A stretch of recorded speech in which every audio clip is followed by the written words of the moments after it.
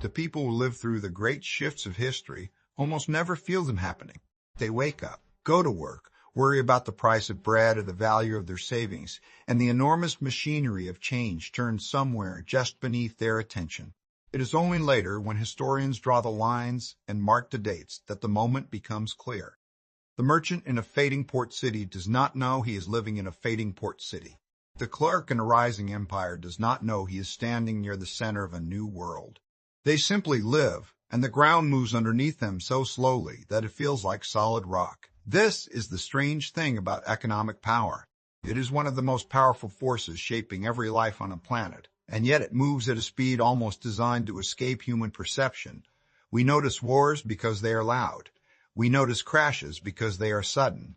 But the migration of the world's economic center from one place to another happens across decades, in 1,000 small transactions, in shipping lanes and factory floors, in quiet decisions made in rooms most of us will never enter. By the time it is obvious, it is already finished. And that is exactly the question that has occupied one of the most studied minds in modern finance. Ray Dalio spent his career not just trading markets, but trying to understand the deep machinery behind them. The reasons why nations rise, why they peak, and why they eventually give way to others.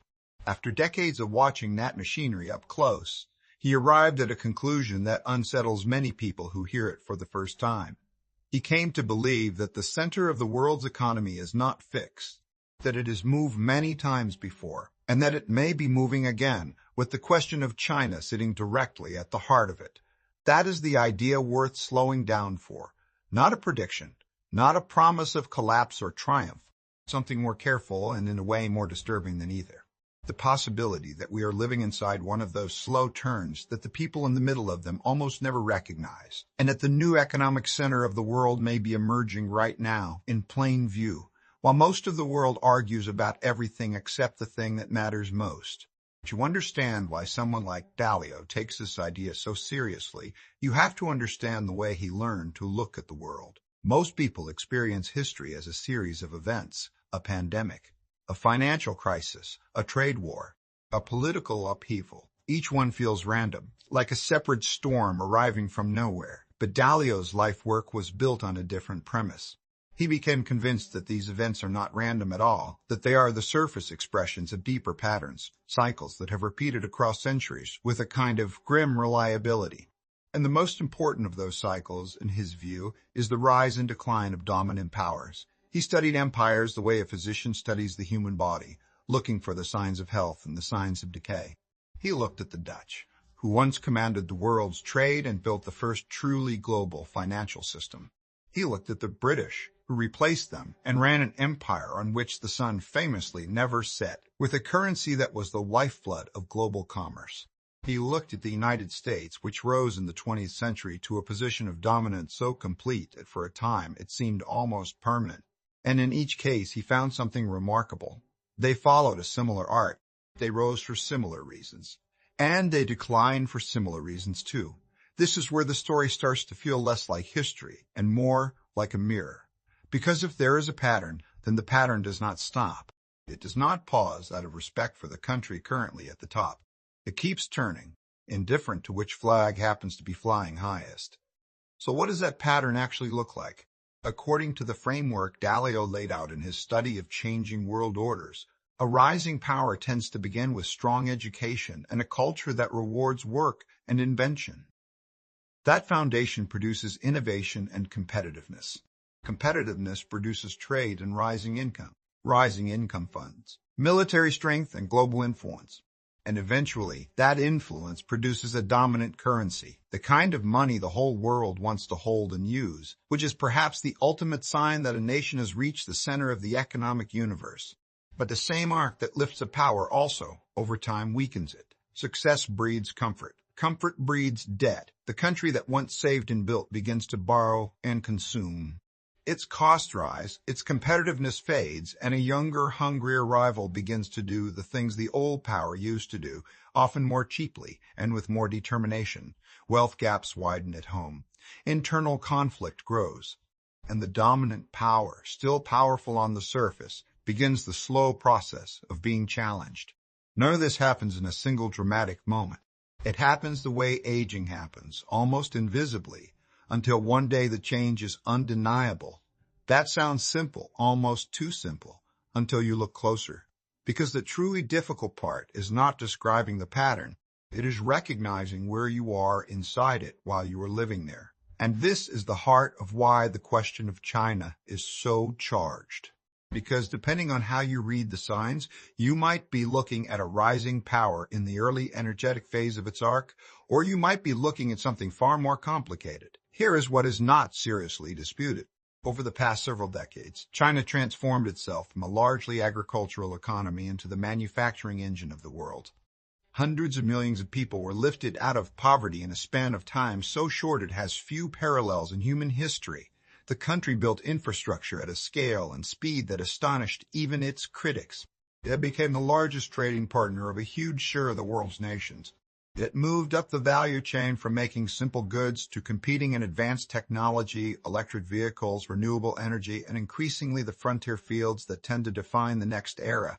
By the raw measures Dalio uses to track rising powers, China showed many of the classic signatures of ascent. And this is exactly what makes the framework so compelling to those who follow it. When you place China's trajectory against the historical template of how economic centers form, the resemblance is hard to dismiss.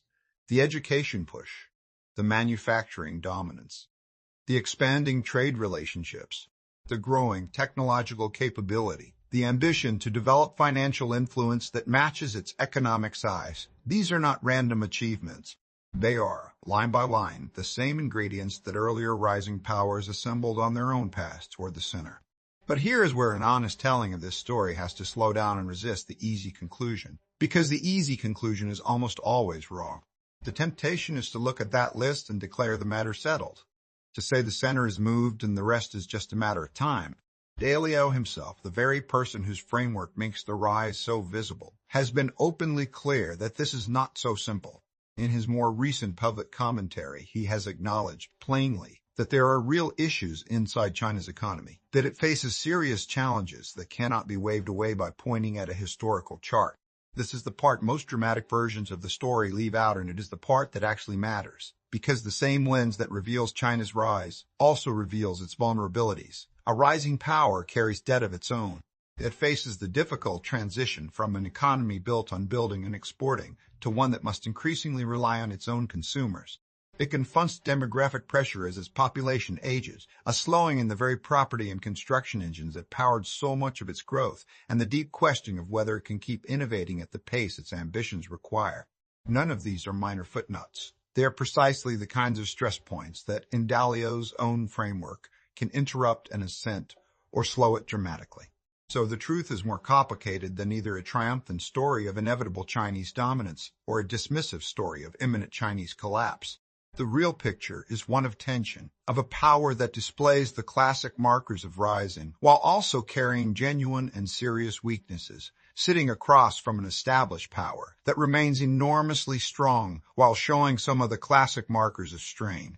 And the most intellectually honest thing anyone studying this can say is that the outcome is genuinely uncertain. Emergence is not arrival. A new center can begin to form and still not complete the journey. And yet, even with that uncertainty fully acknowledged, the question refuses to go away. Because there is one thing that makes this moment different from a simple two-country rivalry, and it is the dimension that the word emerging captures so well. An economic center is not just about which nation is biggest. It is about gravity.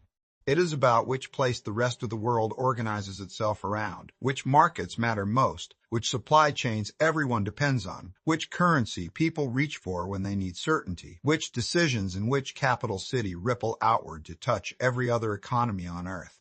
A center is something the world tilts toward, often without announcing it, often without even meaning to, and by that measure, something has been shifting that is harder to argue with.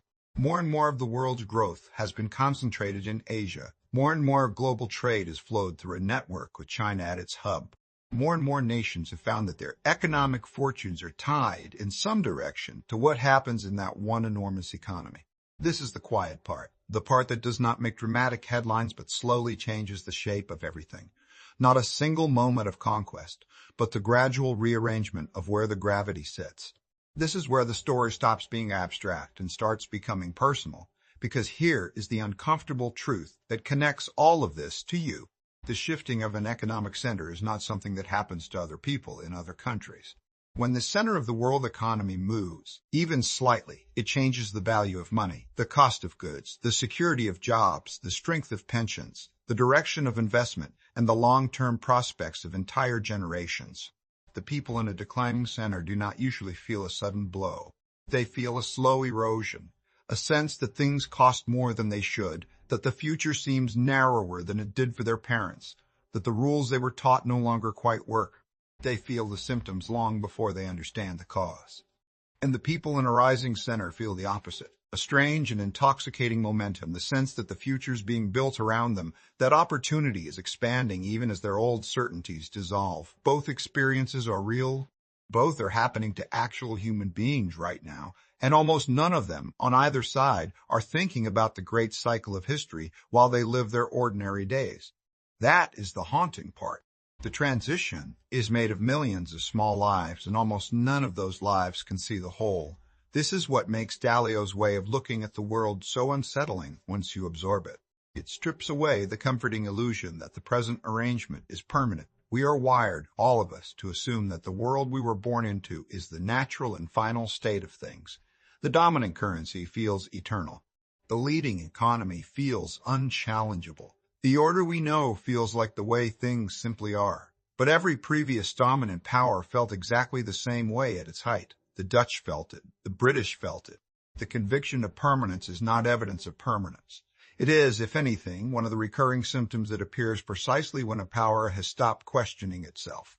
So the deeper psychological layer underneath this entire question is not really about China at all. It is about the human inability to perceive slow change. We are built to react to sudden threats and sudden opportunities, the predator in the grass, the storm on the horizon. We are not built to perceive a transformation that unfolds across 40 years. Our minds smooth it out, normalize it, absorb each small change as if it were always that way. And so the largest movements in human affairs slip past our attention, precisely because they are large enough to be slow. The shift of an economic center is the kind of event that is invisible not because it is hidden, but because it is too big and too gradual for the human nervous system to register. That is why a framework matters. That is why someone like Dalio spent decades building one, because a framework is a way of seeing what your senses cannot. It lets you step outside your own moment, outside the comforting assumption of permanence, and ask the harder question. If I were living through a great shift, what would I expect to see? And do I see it now? When you ask the question that way, the present stops looking like solid rock and starts looking like exactly what it is. A moment inside a much longer story, a frame in a film that did not start with us and will not end with us either. And when you look through that lens at the world as it actually is, you do not see a finished answer. You see signs pointing in more than one direction at once. You see a rising power with real momentum and real fragility. You see an established power with real strength and real strain. You see a world economy whose center of gravity has been drifting in a way that is measurable but not yet settled. You see, in other words, an emergence in progress with all the uncertainty that the word emergence honestly implies. Not a coronation, not a collapse, a turning, still turning, its destination not yet fixed. There is a reason this matters more than the usual noise about who is winning and who is losing, because the framing of winning and losing assumes the contest is simple and the result is binary, and history almost never works that way. When the center shifted from the Netherlands to Britain, the Dutch did not vanish.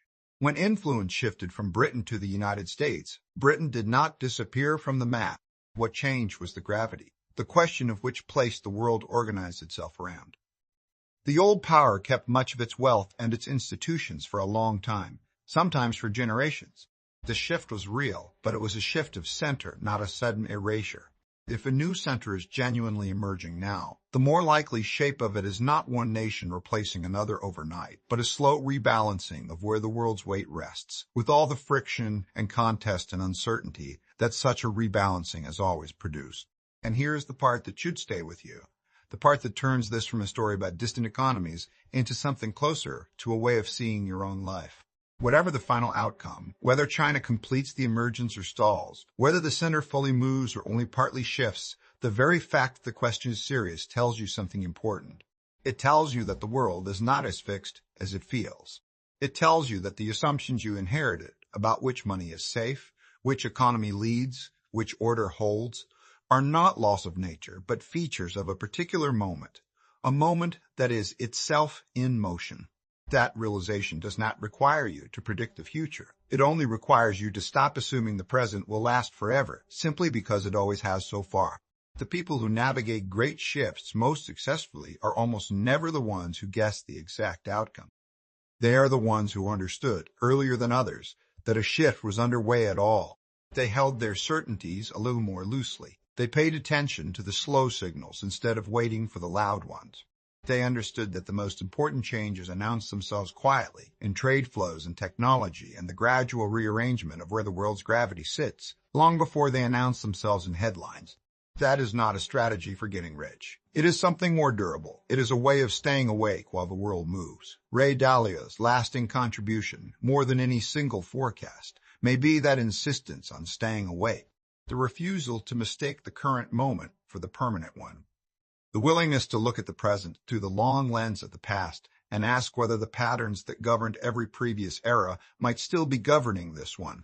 He does not claim to know exactly how the story of this century ends. No honest student of these cycles would. What he offers instead is harder and more valuable than a prediction. He offers a way of seeing, a reminder that the ground is always moving, even when it feels still, and that the great shifts of history are made up of ordinary days that no one recognizes as historic until much later. So we return at the end to where we began, to the merchant in the port city who does not know his city is fading, to the clerk in the rising empire who does not know he stands near a new center of the world. They could not see it because they were inside it, because the change was too slow and too large for human eyes. We are not different from them. We are inside our own moment too, living our ordinary days, while the machinery turns somewhere beneath our attention. The only real choice we have is whether to look up, to ask the harder question, to consider that the world we treat as permanent may be in the middle of becoming something else. Whether the new economic center of the world is truly emerging in China, or whether the emergence will stall against the weight of its own contradictions, no one can say with certainty, and anyone who claims certainty should be trusted less, not more. But the question itself is the gift, because to take the question seriously is to wake up inside your own history, to stop assuming the ground is solid, and to see your moment not as the end of the story, but as one turning point in a story far older and far larger than any of us. The world has shifted its center before. It will shift again. The only thing that ever truly changes is whether the people living through it were paying attention. And now, at least, you are. If you want to look past the daily noise and track the real global forces reshaping our wealth, hit the subscribe button. Let's watch the slow signals together and make sure we're the ones paying attention. Stay awake out there. See you next time.